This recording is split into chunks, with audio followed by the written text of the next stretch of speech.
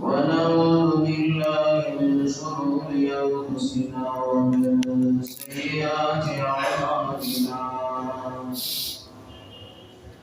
من يهده الله فلا مضل له ومن يضلله فلا هادي له ونشهد أن لا إله إلا الله وحده لا شريك له ونشهد أن سيدنا وسندنا ومولانا محمدا عبده ورسوله صلى الله تعالى عليه وعلى آله وأصحابه وبارك وسلم تسليما كثيرا أما بعد فأعوذ بالله من الشيطان الرجيم بسم الله الرحمن الرحيم وقال ربكم ادعوني أستجب لكم إن الذين يستكبرون عن عبادتي سيدخلون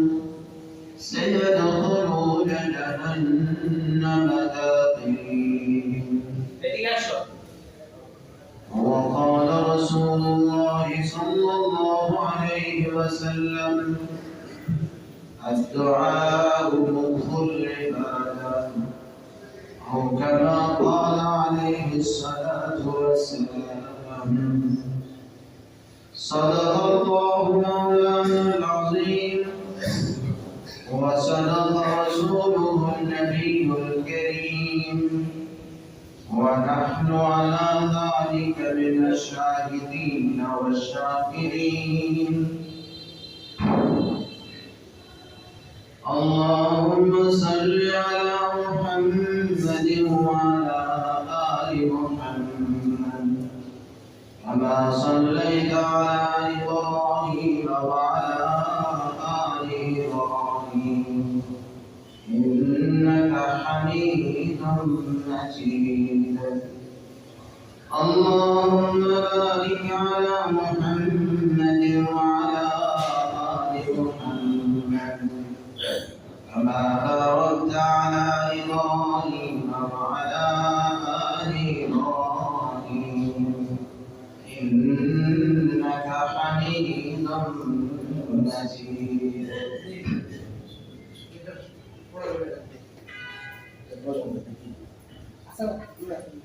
অনেক বড় ইবাদতটার নাম হলো দোয়া।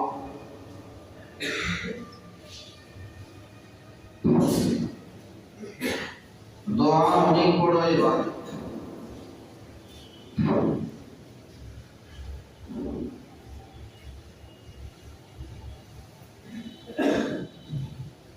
দোয়া যদি আখিরাতের জন্য করা হয়,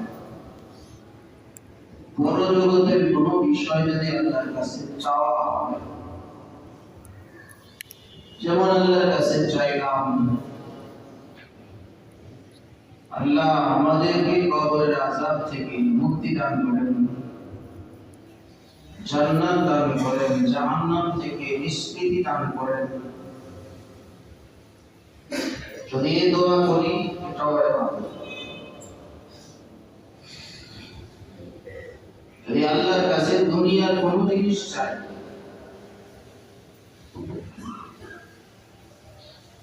আল্লাহ আমাকে ব্যবসা বাণিজ্যে বরকত দান করেন,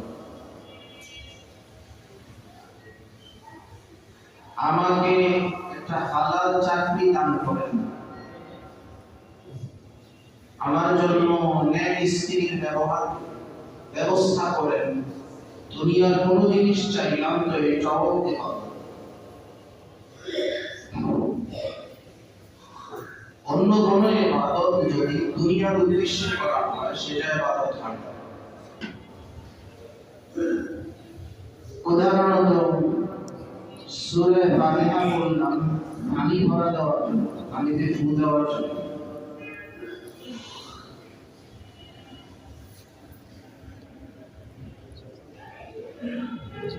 কাউকে জিনে ধরছে, জিন ছাড়ানোর জন্য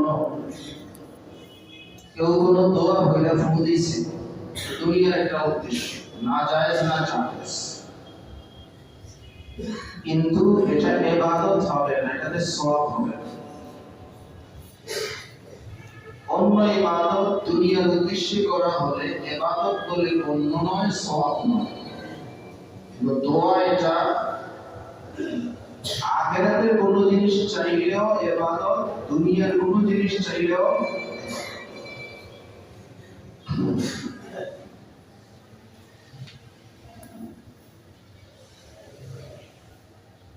শুধু ইবাদতই না, রাসূল সাল্লাল্লাহু আলাইহি সাল্লাম বলেন দোয়াটা ইবাদতের মগজ, দোয়াটা ইবাদতের প্রাণ, আসল জিনিস। শুধু ইবাদতই না, ইবাদতেরও মূল জিনিস। কারণ যত ইবাদত আছে সবকিছুর আসল উদ্দেশ্য হলো আল্লাহর সামনে নিজের বন্দেগী প্রকাশ করা। আমি বান্দা, আমি নিঃস্ব, আমি লাঞ্ছিত, আমার কিচ্ছু নেই, অসহায়। আল্লাহর সামনে এই বিষয়টা প্রকাশ করা, এটা হলো ইবাদতের মূল কথা। নামাজে কি করি? কিছু পড়ি, অপরাধের মতো দাঁড়াই, এরপরে মাথাটা নত করি রুকুতে, এরপরে মাথাটা মাটিতে ঠেকাই, নিজের অসহায়ত্ব প্রকাশ করি, আমি কিছুই না, আমি ভিখারি, আমি অভাবী, আমি নিঃস্ব, আমার কিচ্ছু নেই, আল্লাহর সামনে এটা প্রকাশ। রোজারও একই কথা, দান খায়রাতও একই কথা, জিকির আজকার সবকিছুর মধ্যে মূল কথা হলো বান্দা আল্লাহর সামনে নিজের অসহায়ত্ব প্রকাশ করে, নিজের অভাবী এই কথাটা কি করা, আল্লাহর কাছে এই জিনিসটা সবচাইতে পছন্দ। আমি কিছু না, আমার কিচ্ছু নাই, এই ভাবটা আল্লাহর কাছে প্রকাশ করা, এটা আল্লাহর কাছে সবচাইতে পছন্দ। আল্লাহর কাছে সবচাইতে অপছন্দের জিনিস হলো এই ভাব প্রকাশ করা, আমি কিছু একটা, তাই না? আমার এটা আছে, ওটা আছে, আমি তো অহংকার, এটা আল্লাহর কাছে সবচাইতে অপছন্দের। সবচাইতে পছন্দের হলো নিজেকে ছোট মনে করা, অসহায় মনে করা। এটাই ইবাদতের মূল কথা।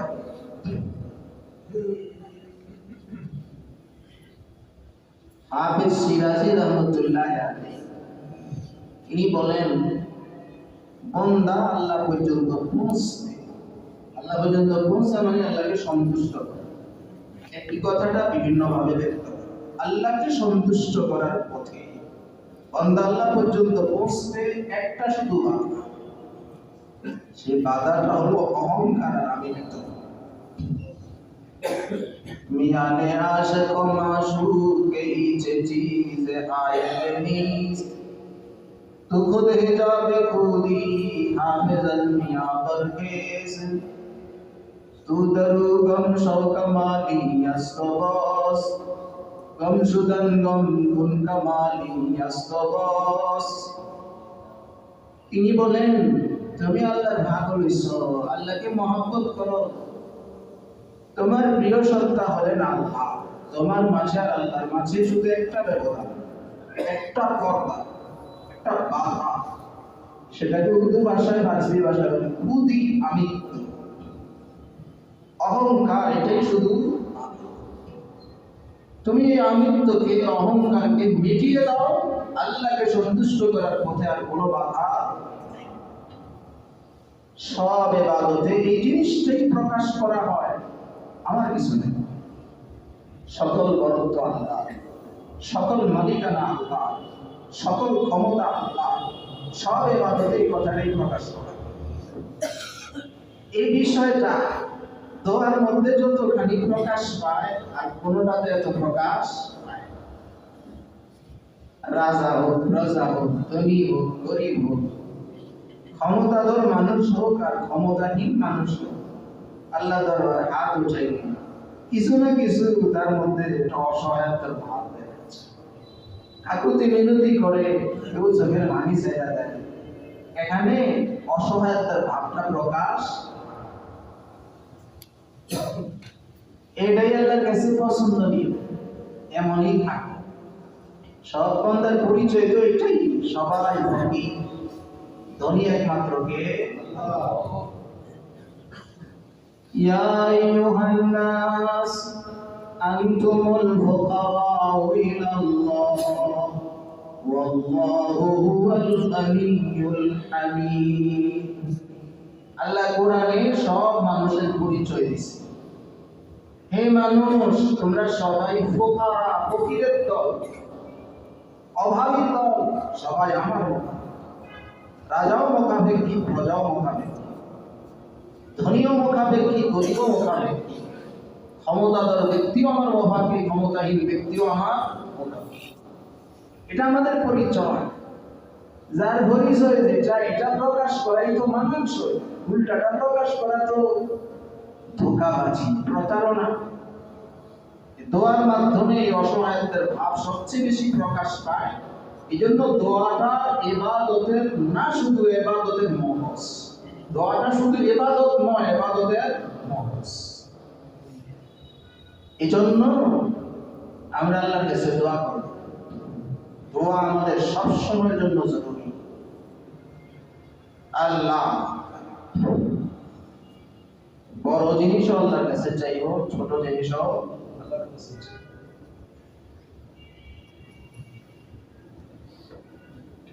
অনেকে ছোট জিনিস চায়, বড়টা চায়। হাদিসে শিক্ষা আছে, ছোটটাও চাও, বড়টাও চাও। হাদিসের ভাষায় জুতার ফিতা ছিঁড়ে গেলে তাও আল্লাহর কাছে চাও, আল্লাহ জুতার ফিতাটা ছিঁড়ে গেছে, জুতার ফিতার ব্যবস্থা করে দেয়। এখন তো আর বাজারে জুতার ফিতা পাওয়া যায়। আমরা যখন ছোট ছিলাম তখন বাজারে জুতার স্যান্ডেল চলতো, স্যান্ডেল ফিতা পাওয়া যেত। বাটা স্যান্ডেল ছিল, রশি স্যান্ডেল ছিল।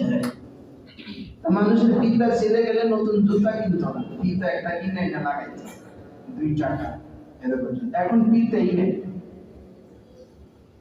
এখন তো বুঝেন না, একটা ছিঁড়ে গেলে এটা লাগাইবো, জুতারই তো টয়লেটে যাওয়ার এক জুতা, বাসায় হাঁটার এক জুতা, ব্যায়ামের আরেক জুতা, অনুষ্ঠানে যাওয়ার আরেক জুতা, শীতের এক জুতা, গরমের আরেক জুতা, জুতারই অভাব। এক সময় কিন্তু একজনই ছিল, ফিতাটা ছিঁড়ে গেলে এটা বাজার থেকে কিনে এনে লাগাইতো, কেউ ফিতাটারে আমার সিলাই করতো। রাসূল সাল্লাল্লাহু আলাইহি ওয়াসাল্লাম বলেন, তোমাদের জুতার ফিতা ছিঁড়ে গেলে আল্লাহর কাছে চাও। বিদ্যুৎটা চলে গেছে, বাতি নিভে গেছে, আল্লাহর কাছে চাও, আল্লাহ আলোর ব্যবস্থা করে। বড়টাও চাও, ছোটটাও চাও। কারণ তোমার দৃষ্টিতে একটা বড় আরেকটা ছোট, আল্লাহর দৃষ্টিতে সবটাই ছোট। তুমি রাজা হইতে চাইবে আল্লাহর কাছে, ওইটা যে বড় যায় জুতার ভিতর, ওইটা চাইবে, এটা চাইবে না, এটা বড় এটা ছোট। আসলে আল্লাহর দৃষ্টিতে সবই ছোট।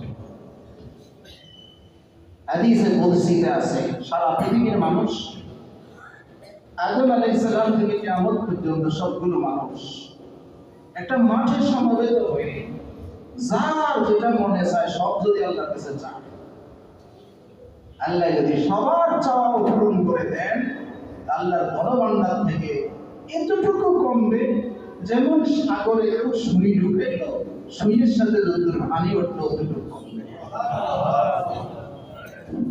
চাও আল্লাহ এটাই চায়, বান্দা চাক। লাইসা শাররু শাইউন নাকরামা ইনদাল্লাহি মিনাদ দুআ। আল্লাহর কাছে দোয়া করার চেয়ে দোয়া কোনো জিনিস নাই। দোয়া করলে আল্লাহ কি হয়?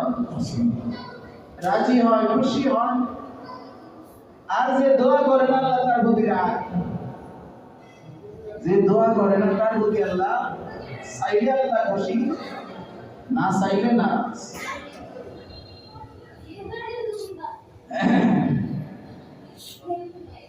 আর দুনিয়ার মানুষ হলো উল্টা। দুনিয়ার মানুষের কাছে চাইলে দুনিয়ার মানুষ না, আর আল্লাহ না চাইলে চাইলে রাজি। যেই লোকের মধ্যে অভ্যাস আছে সে কারো কাছে চায় না, সে জনপ্রিয়।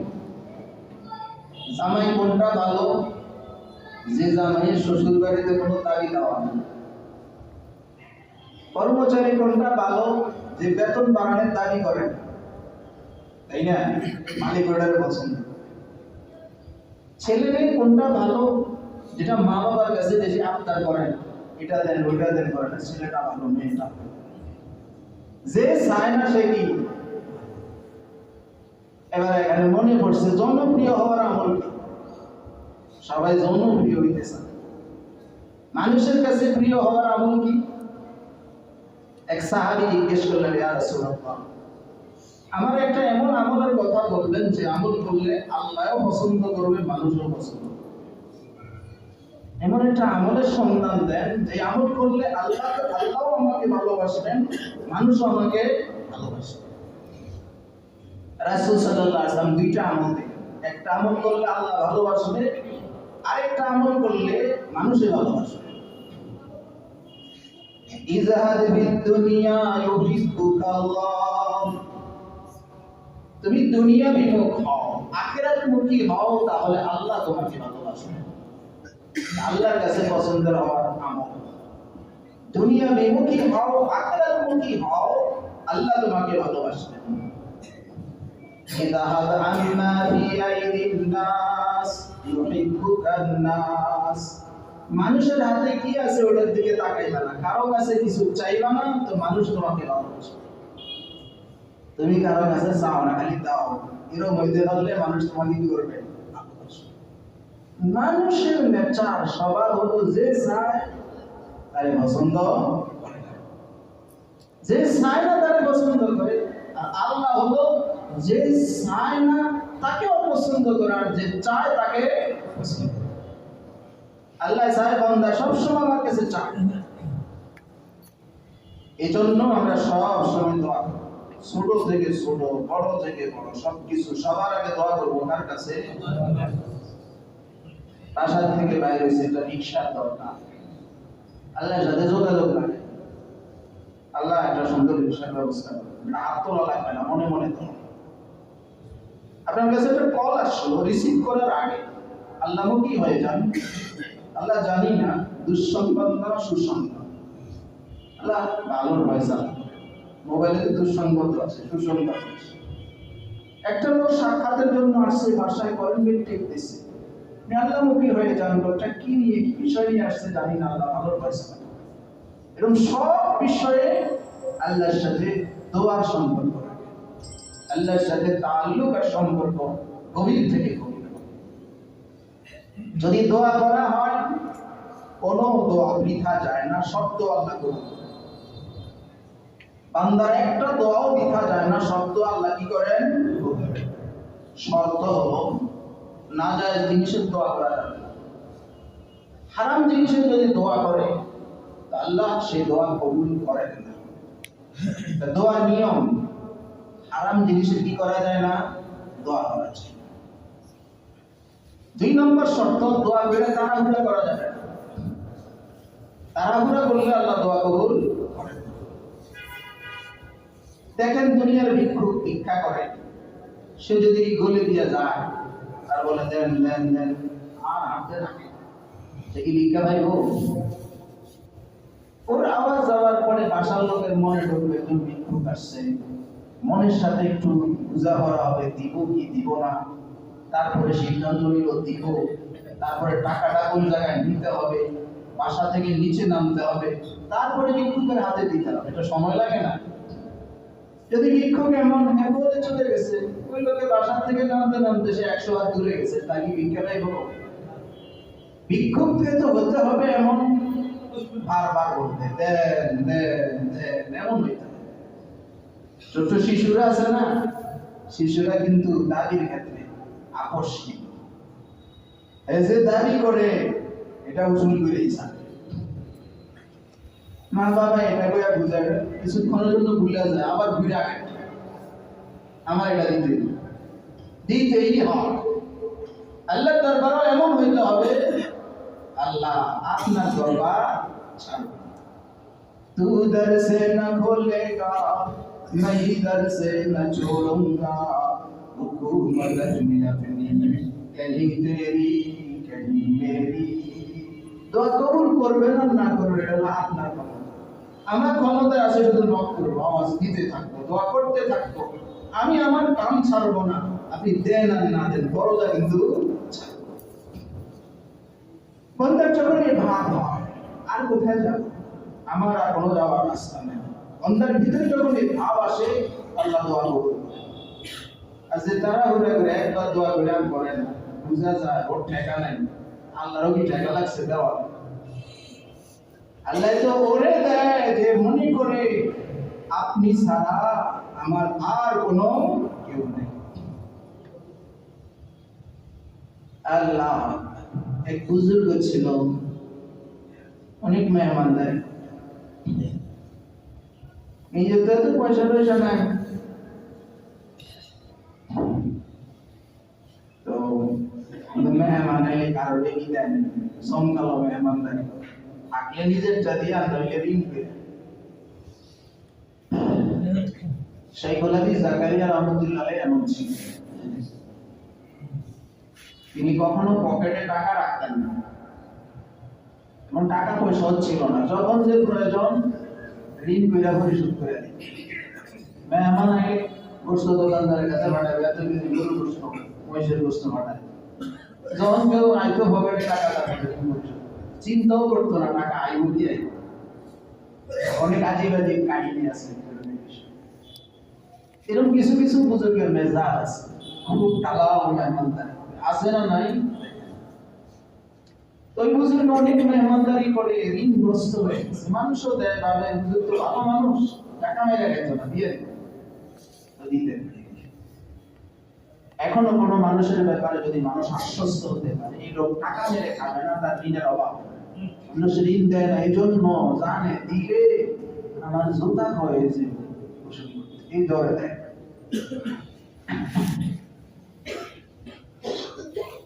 এই বুজুর্গে যখন মারা যাওয়ার সময় আসছে তখন পাওনাদারদের আশঙ্কা হইল, হুজুর যতদিন জীবিত আছিল ঋণ দিছি আবার ফেরত দিছে, মরে গেলে দিব করতে, মালে তো নাই, কিছু সম্পদ রেখে গেলে এটা ঋণ দিব, মরে গেলে ঋণ দিব কি? সব পাওনাদার রাখছে, হুজুর টাকা দিয়ে দেন, যে টাকা পাই এগুলো ওদের আশঙ্কা হলো মারা যাবে মৃত্যুর সময়, মরার পরে তো আর পাবো না। হুজুরে জবাব দেয় এখন তো নাই, আইলে দিব, আমরা দ্বারা ওঠে না, আইলে দিব না, আজকে আমাদের দিতে এদের আশঙ্কা কবে বইরা যাবে। সবাই বসে রয়েছে, হুজুরে একই জবাব, আইলে দিব নি।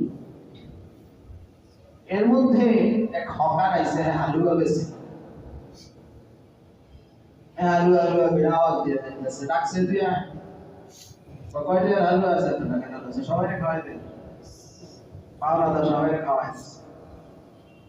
এত ভাবছে কত জায়গায় ঘুরতে আজকে এক জায়গায় সন্দেহ চালে খুশি, খাওয়াই টাওয়াই হুজুর পয়সা দেন, এদের যে গতি তোর এই গতি টাকা আইলে দেবে।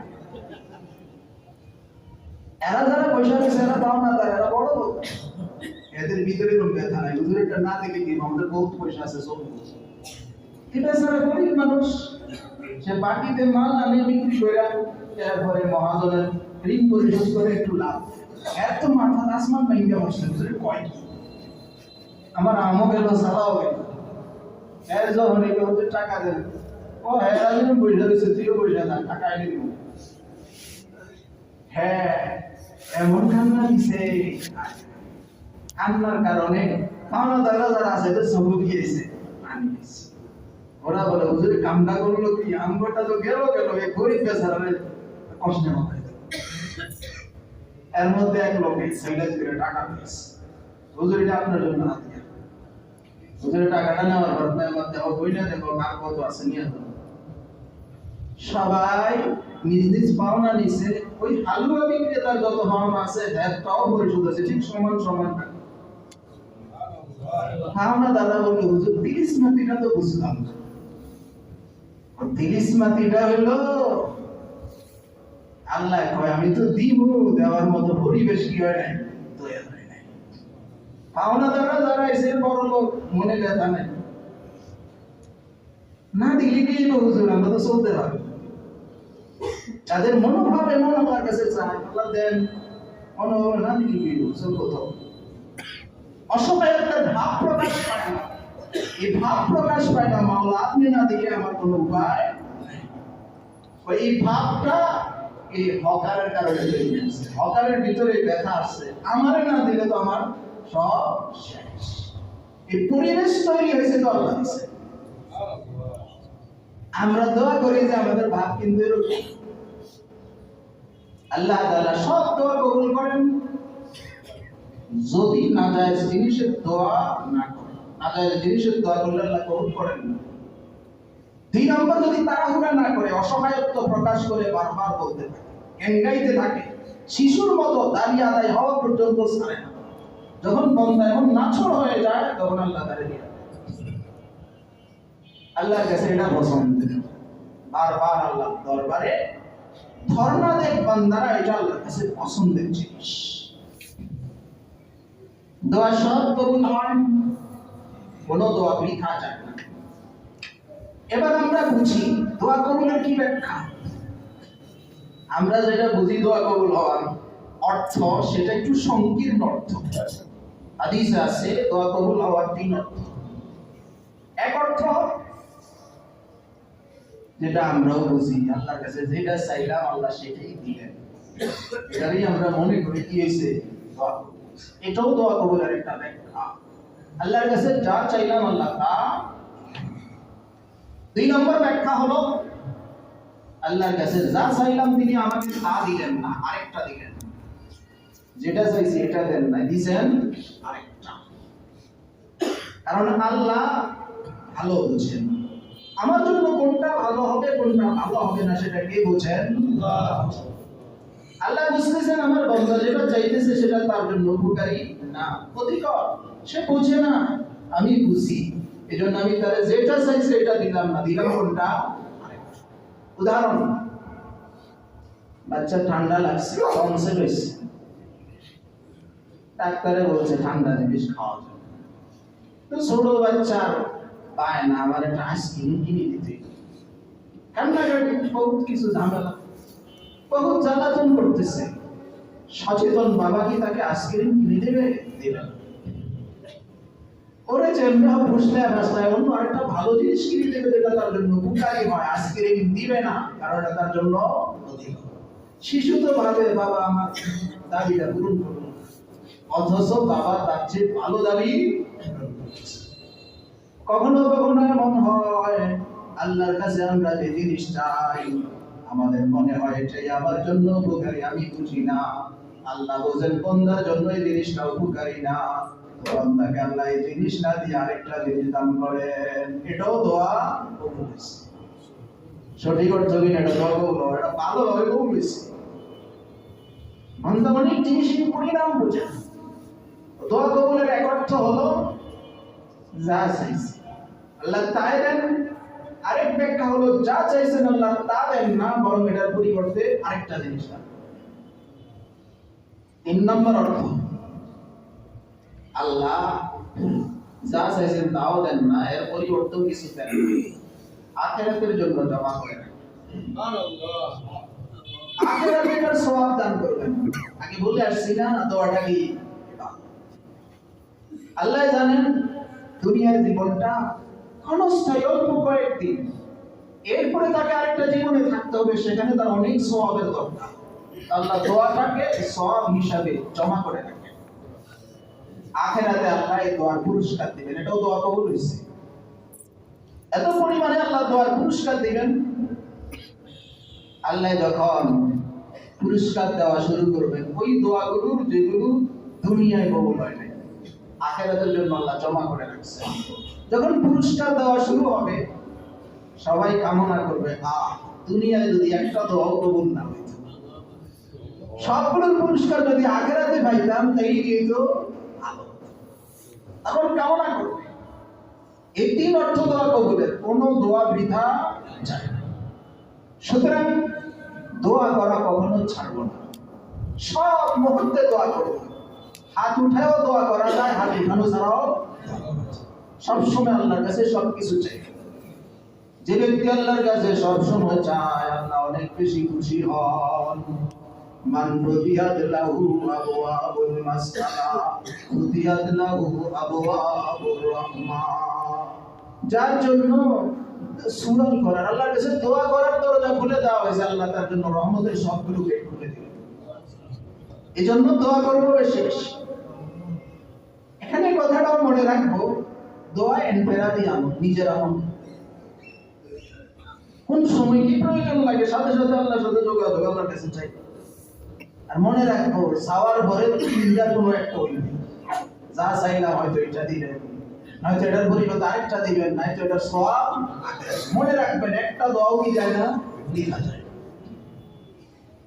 এভাবে যদি দোয়া করে, জানেন রহমতের সবগুলো গেট খোলা, দুনিয়া তো লাভ হচ্ছে, আখিরাতেও বেশি বেশি দোয়া করবো। ইনফিরাদি আমল দোয়া, নিজে নিজে দোয়া করবো। কিন্তু আমরা তো দোয়া বলেই গেছি, হ্যাঁ অনুষ্ঠানে মনে হবে, আনুষ্ঠানিকতাটা রয়ে গেছে, আসল দোয়া কি হয়ে গেছে, গায়েব হয়ে গেছে। ইসলামের মধ্যে আনুষ্ঠানিক দোয়াটা একটু কমই আছে। ইনফিরাদি দোয়ার অভাব নেই, সকালের দোয়া, সন্ধ্যার দোয়া, ঘরে ঢোকার দোয়া, ঘর থেকে বাইরে হওয়ার দোয়া, ঘুমানোর দোয়া, ঘুম থেকে জাগ্রত হওয়ার দোয়া, খাবারের দোয়া, খাবারের মাঝখানে দোয়া, খাবারের পরে দোয়া, আজানের পরে দোয়া, দোয়ার অভাব নেই।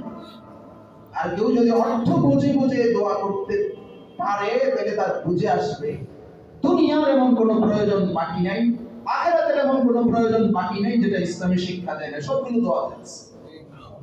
একটাও বাদ নাই, দুনিয়ার প্রয়োজন হোক আর আখিরাতের প্রয়োজন, সব দোয়াই আছে। সব আল্লাহর কাছে চাইলে তিন লাভের কোনো একটা লাভ হবে। হয়তো দুনিয়ায় দিবেন যেটা চাইছি ওটা, নাইলে আখিরাতে দিবেন, আর নাইলে আরেকটা দিবেন। এই জন্য সবসময় দোয়া করি। এই আদত যার হয়ে যায়, তার সাথে আল্লাহর সম্পর্ক গভীর থেকে গভীর হয়। আল্লাহ যারে পছন্দ করে, এই বান্দা আমাকেই শেষ ভরসা মনে করে, আমাকেই একমাত্র ভরসা মনে করে, আর কারো উপর ভরসা। বুঝাইছে না? চাইতে হবে কার কাছে? আর সব তো ভিক্ষুক, এক ভিক্ষুক আরেক ভিক্ষুকের কাছে চাইলে কি আর প্রয়োজন করুন। বাদশাহ হারুনুর রশিদ যখন খলিফা, গ্রাম থেকে এক লোকে গেছেন বাদশার কাছে, আমার একটা প্রয়োজন আছে, এই প্রয়োজনটা একটু পূরণ করে দেওয়ার জন্য। গেছে, গিয়া মসজিদে ঢুকছে, তখনকার রাজারা তো নামাজ পড়তো, এই যে নামাজ পড়ে দোয়া। এই গ্রামের মানুষ কয়, হ্যাঁ তো আরেকজনের কাছে ভিক্ষা করে। বুঝেন নাই? রাজাও তো আরেকজনের কাছে ভিক্ষা চায়। হ্যাঁ, যার কাছে ভিক্ষা চায় আমিও তার কাছে চাই, ওর কাছে কেন চাই? অনেক সুন্দর বুঝ না? ইদা সালতা ফাসআলিল্লাহ ওয়া ইদা ইসতানতা ফাসতাইন বিল্লাহ। যখন তুমি চাও একমাত্র আল্লাহর কাছে চাও, আর যখন তুমি সাহায্য চাও তখন একমাত্র আল্লাহর কাছে সাহায্য চাও। একমাত্র ভরসা তো তিনি। হ্যাঁ, আল্লাহ দেওয়ার জন্য একটা মাধ্যম ব্যবহার করেন, এই জন্য মাধ্যম কোনটা একটু যাচাই করা থাকে, এটা চেষ্টা করা থাকে। এই মাধ্যমে হইতে পারে, অন্য মাধ্যমেও হইতে পারে।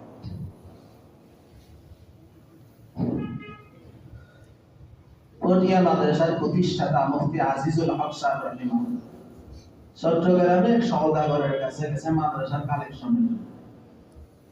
চট্টগ্রামের ব্যবসায়ীরা সওদাগর গেছে, অত কিছু দেয় নাই, একটু দুর্ব্যবহার করছে। তো তিনি যাওয়ার সময় বলে, ভাই একটু ভুল হয়ে গেছে, আপনি যে মাদ্রাসায় দিবেন না এটা তো আমি জানতাম না, নাকি কিন্তু আসতাম না। আল্লাহ তো মাদ্রাসা চালাই বলি, আপনাকে দিয়ে যে দিব না এটা তো আমি গায়েব জানি না, এই জন্য ভুল জায়গায় এসে গেছে, এই জন্য মাফ চাই, চলে গেলাম।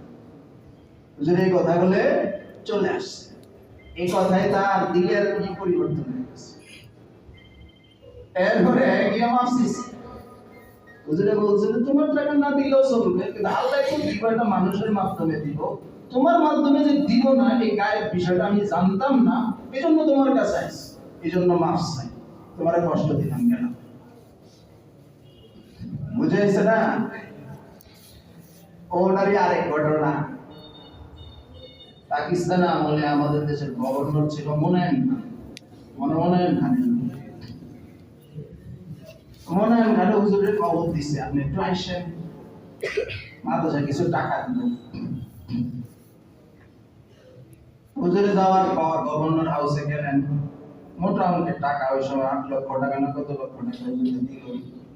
এরা বলল আমাদের এখানে একটা ফান্ড আছে, এগুলো আমরা বিভিন্ন শিক্ষা প্রতিষ্ঠানে দেই। হুজুরে জিজ্ঞাসা করলেন কিসের ফান্ড?